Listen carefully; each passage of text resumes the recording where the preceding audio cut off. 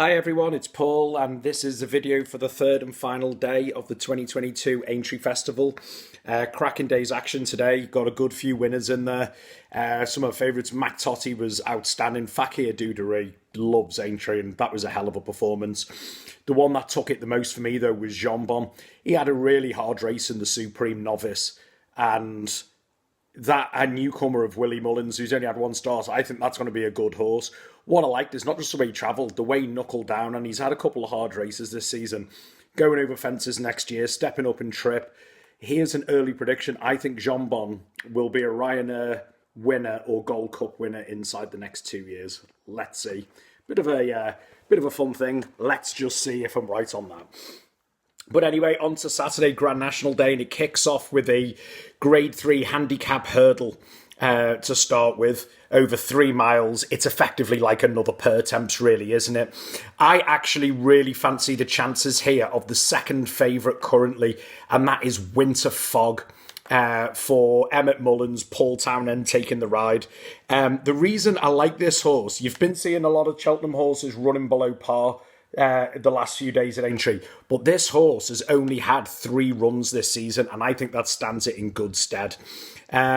Ran a really, really good race in the Pertemps final to come 4th. But that doesn't tell the story. Got massively hampered very early on in that race, and then came home really, really well, and only went down by, say, I think it was about 4.5 lengths. And I just think this horse is comparatively lightly raced compared to others that are in here, to be honest. I think that Pertemps run was absolutely brilliant. Party Business is next in line here, and he's on an attractive weight at 10 stone 10. The biggest problem I've got is here. The form so far of I think it was the Martin Pipe, is being absolutely torn to shreds. Banbridge, no sort of race. Cobbler's Dream, no sort of race. 3 down the field, no sort of race. The form has taken a smashing, so that is the big concern that I've got on that horse here. Remastered back over hurdles and back off a mark of a weight of 10 stone 11 is very interesting for David Pipe. But this horse's best form is always seemingly on very, very soft and heavy ground. I think it's going to be plenty fast enough. The weather outside is beautiful in the area tonight, and not much rain for down. So I think the ground will be riding pretty quick tomorrow, to be honest with you. Beauport is really, really interesting. But the one thing that does put you off on this, obviously, for a competitive graded end of season handicap, is this horse's top weight off 11 stone 12, but has form figures of 2 firsts and 3 seconds in handicaps. And, that's looking, you'd have to say that's pretty good form, that there. One piece of form that is really interesting for Beauport was the Grade 3 handicap at Sandown, where he came second. This was not the last run at Uttoxeter, the run before that. The reason that's of interest is there's a couple of form lines on horses in here, but even at the current weight, under top weight, he still handsomely holds them. So I think Beauport, he's a big horse. One thing I would say is this horse, it's by authorised as well. This one will make a chaser as well. So I suppose you're going to say if something's going to carry weight and do okay, I think that Beauport is the likely one to do it.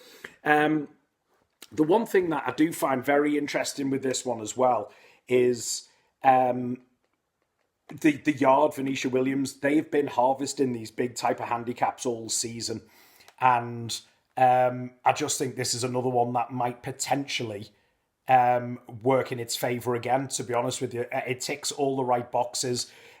You've got to mention Third Wind. Third Wind won the race from the selection Winter Fog, but is about £11 worse off at the weights.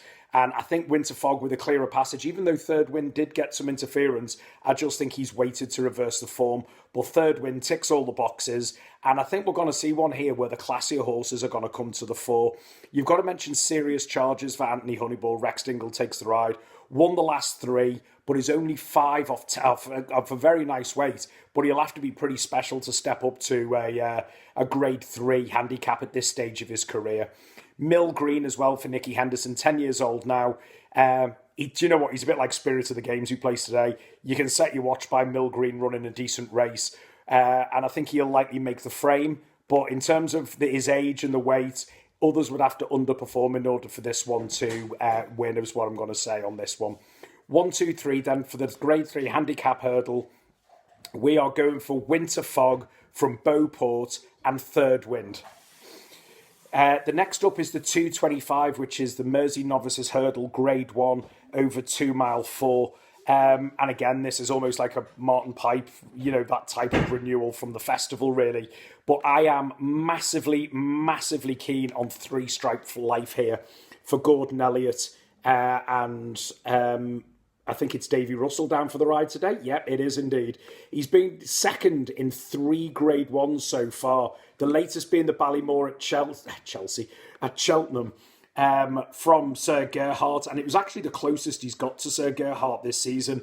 Seemed to really enjoy the step up to 2 mile 5. And I think he might not have fully got the trip over 2 mile 5 on soft ground. He was looking brilliant until the bottom of the hill, but he still kept on well.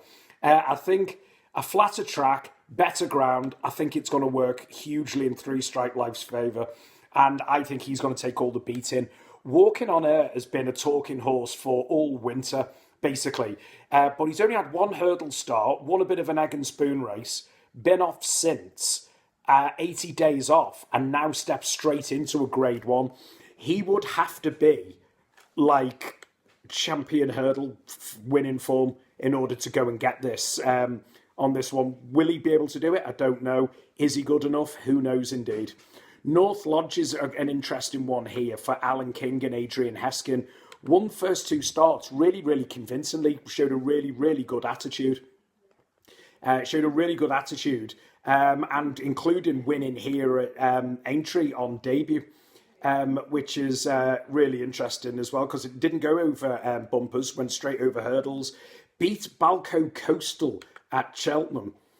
This was just before Christmas. Now, Balco Coastal is now becoming, I suppose you'd say, a relatively decent yardstick for Nicky Henderson. He was the horse Nicky Henderson last summer was saying thinks long-term could be very, very special. So the one thing I'm just looking at now, and I just want to make sure I'm telling you the right information here, because I'm probably thinking of Balco de Flo knowing me, but there you go. Balco Coastal, by Coastal Path, but this horse is proving a model of consistency. Even this afternoon, he came third to Langadam this afternoon. Earlier this season, obviously, came second to North Lodge, won at Ludlow, won at Huntington.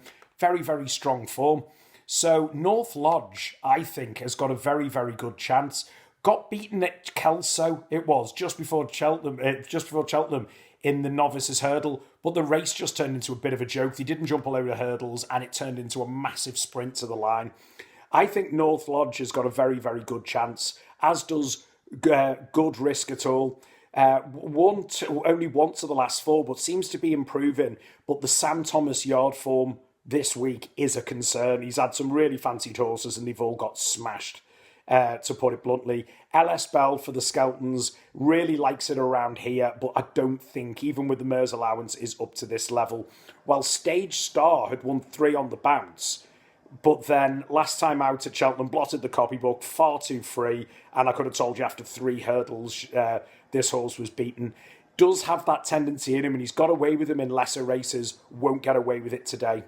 1, 2, 3 then for the Mersey to 225, the Mersey Novices Hurdle, 3 Stripe Life from North Lodge and Walking on Air. Which brings us to the 3 o'clock now, which is the Mughal Novices Chase, 2 mile, Grade 1. People see it as almost like the Aintree Arkle Chase. And we've got some of the Arkle, we've got the Arkle winning in here, which is so good to see. The amazing Edwardstone.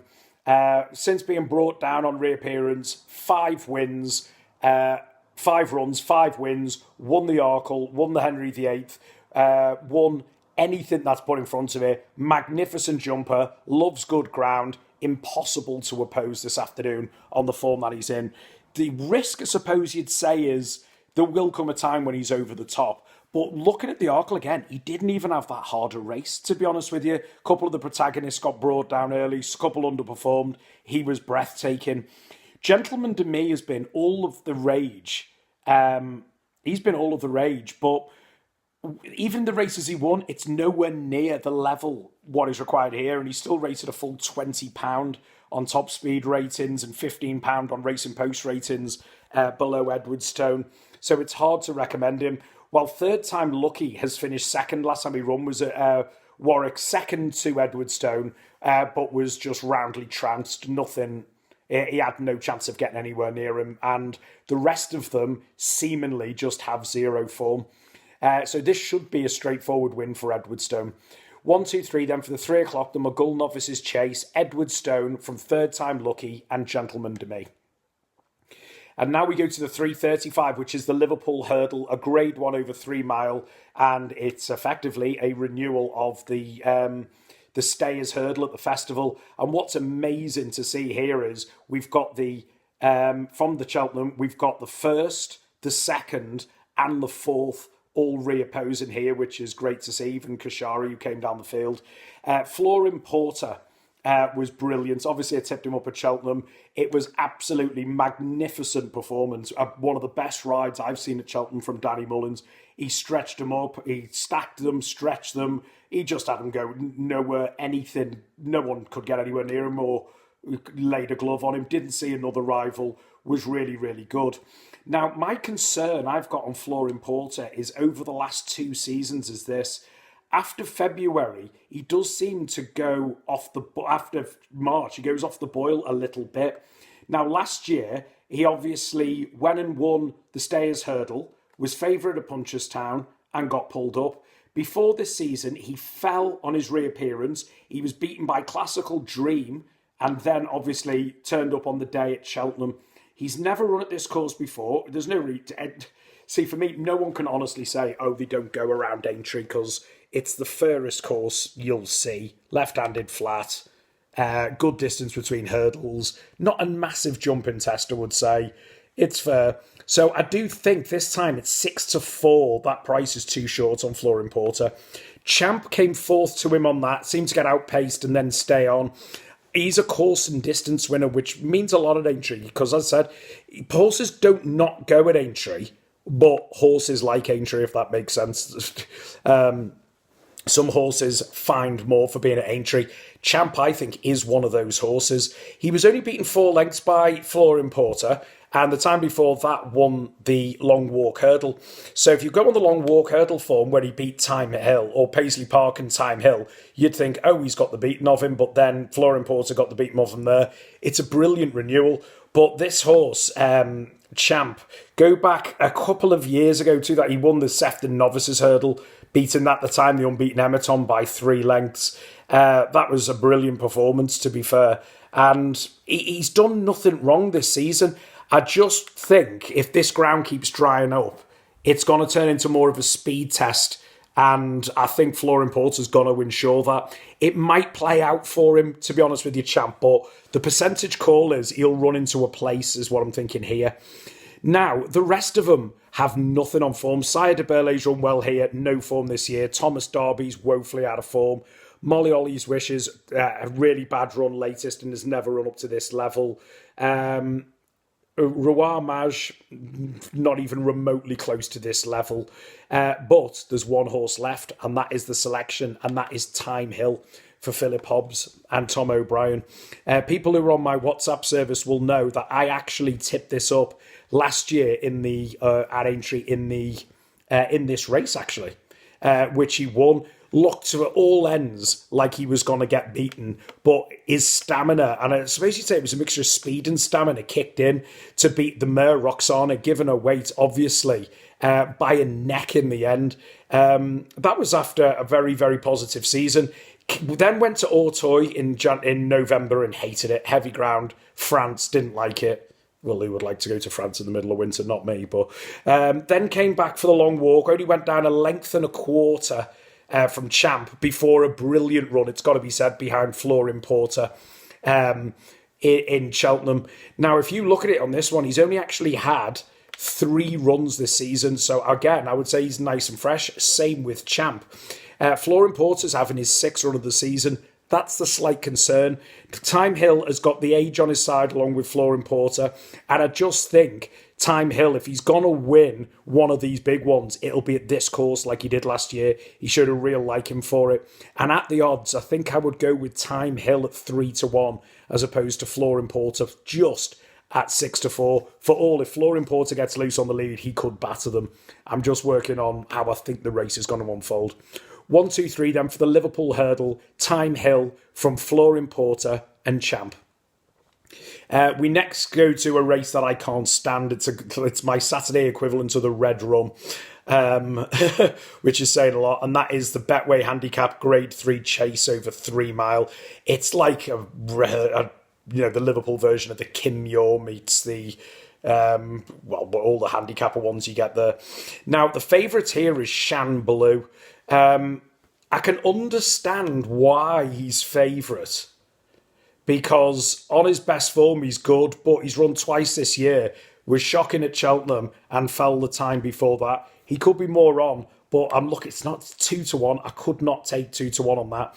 Espoir de Rome, Kim Bailey and David Bass, ultra consistent in decent level races, but 11 stone 12 is a big, big weight to be carrying in this.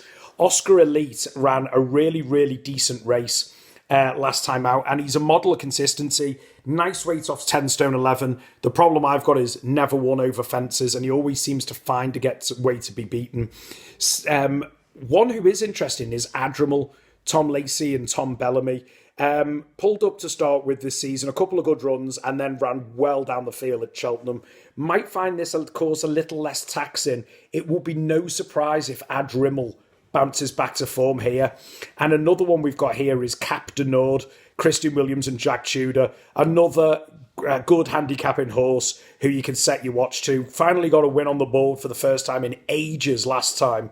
But the balance is to suggest if he can keep finding his form again, great. But he's never one to bank on backing up his run, to be honest with you.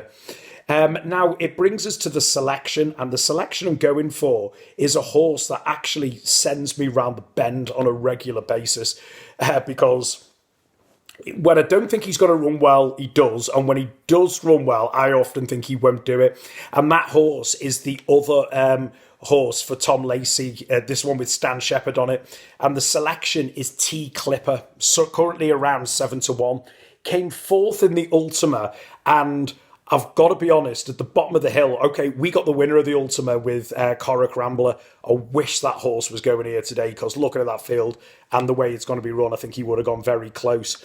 But with this horse, bottom of the hill, I was absolutely panicking like you will not believe, because I thought he's going to go and win, and I didn't think it was there.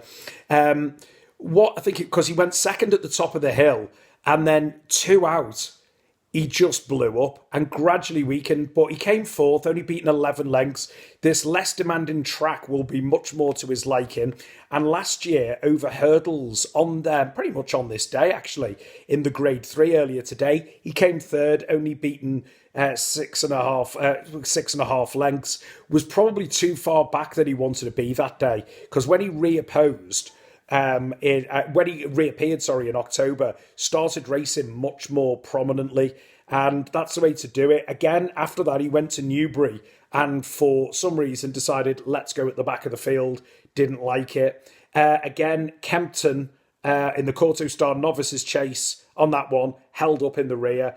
At Cheltenham the last time, though, midfield to prominence, much better race. That's the key to him. He cannot be put out the back, and I just hope that they realise that. 11 stone 1's a nice weight. He's run well at the course before, and why he has won this season, the fact that he's placed without winning has kept him on a reasonable mark, and I think he's... I think at 7-1, I think he's a good bet, with many bookmakers paying top 4 or even top 5 in this, actually. 1, 2, 3 then for the Grade 3 handicap chase. I'm going for T Clipper from Espoir de Rome, and I'm actually going to put Cap de Nord in here because I think he's a banker to run a good race. I'm going to leave the 5:15, that's the Grand National. I'm going to do a separate video purely on the Grand National, going through all 40 horses that have now been declared. So we're going to jump ahead to the 6:20, which is the closing race of the day, the closing race of the festival, and that is the Open National Hunt bumper. Not the best race to finish on, to be honest with you. I do think they should finish on the Grand National, but they couldn't run it. I suppose 6:20, the shadows would be terrible on the course.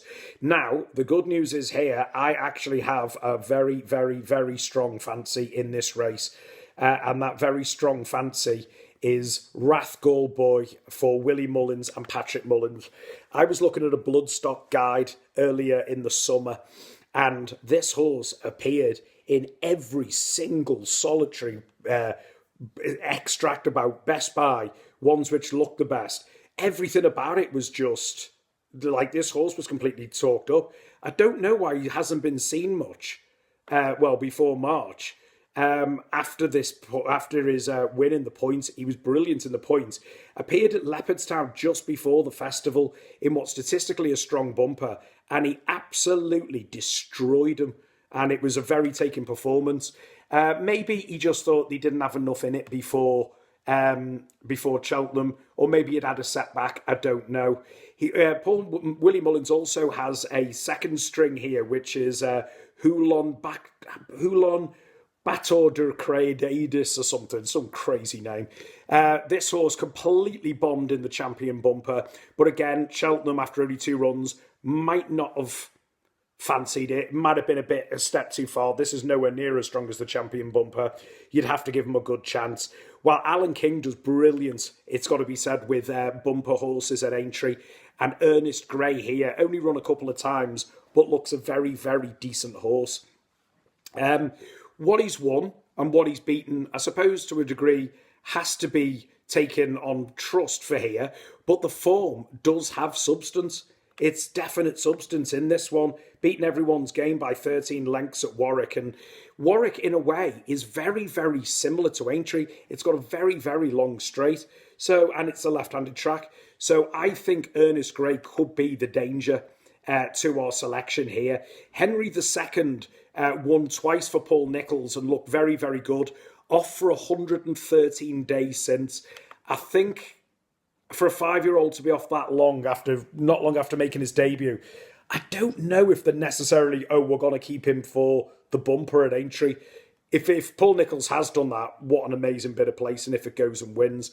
This would suggest to me maybe he's had a bit of a setback or something's not right, because this horse, I checked, he didn't even have an entry at Cheltenham for the champion bumper, which again is suggesting to me he knew that this horse may not have been ready. Or, again, it could be one of the most sensational plots that you've ever seen. Do you know what I mean? Where he's literally put him away from it. He won really well on debut at Chepstow, which was good, and then went to Ascot 2 months later and looked brilliant in the listed race, beating Authorised Speed. The form was well and truly franked of that race at Cheltenham.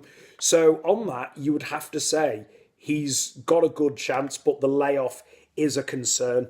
Now, one horse here, if you're looking for an absolute punt on something, and it is literally a complete punt in the dark because there's not enough there. There's not enough substance there on paper, but there's something about the horse, and it's Donair for Ollie Greenall. Not exactly a trainer you would associate with bumper horses. Nick Schofield taking the ride. The reason I'm saying a flyer on this, he hasn't run for a small while now, but I backed it last time out. And this was about 6 weeks ago. I actually backed it at Hereford, and I actually put in my racing journal that I've got, not Cheltenham, decent end of season. I wrote decent end of season bumper. Now, this is a decent end of season bumper. That was his first run of the year. He only run once last year in 2021 and came second. He then moved from Stephen Crawford to Ollie Greenall earlier this year. But then that performance at Hereford was brilliant. And while it might not be worth a tap, I can't help but get out my head. I wrote decent end of season bumper for him. Very, very good time as well. And I know that was right-handed, this is left. And I told you it's complete fly at 33-1 on that horse. Now, apologies in advance. This is a grade 2. I've written decent end of season bumper. Decent might be a class 2 listed. Whether grade 2's in his range, I don't know. But some bookmakers are paying top 5 or even top 6 on this. And at 33-1, in a race that looks wide open bar the protagonists, I think he could surprise a lot of people. 1, 2, 3 then for the closing bumper here. It's Rathgall Boy. It's Rathgall Boy from Ernest Gray and Donna. Just a reminder, I'm going to do the Grand National video now, and I'll put a link on this video to it as well. Cheers, guys. See you next time.